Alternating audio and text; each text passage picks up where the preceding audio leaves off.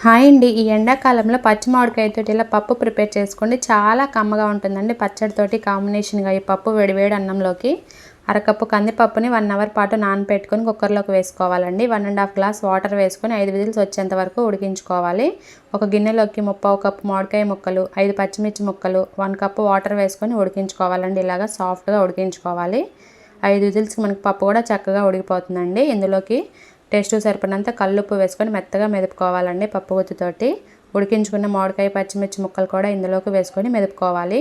తాలింపు కోసం ఒక గిన్నె పెట్టుకొని 3 టేబుల్ స్పూన్ ఆయిల్, తాలింపు గింజలు, ఎండుమిర్చి, కరివేపాకు, 4 వెల్లుల్లి దంచుకొని వేసుకోండి కచ్చాపచ్చాగా. ఇందులోకి కొంచెం ఇంగు పొడి వేసుకొని ఫ్రై చేసుకోండి. తాలింపుని చక్కగా ఫ్రై అయ్యేంత వరకు 1/2 టేబుల్ స్పూన్ పసుపు వేసుకొని మిక్స్ చేసుకోండి. మనం ముందు వేయలేదు కాబట్టి మీ టేస్ట్ సరిపడినంత లాస్ట్లో 1/2 టేబుల్ స్పూన్ కారం వేసుకొని మిక్స్ చేసుకొని ఇంకా వెంటనే ఈ పప్పు వేసుకొని మిక్స్ చేసుకోవాలండి.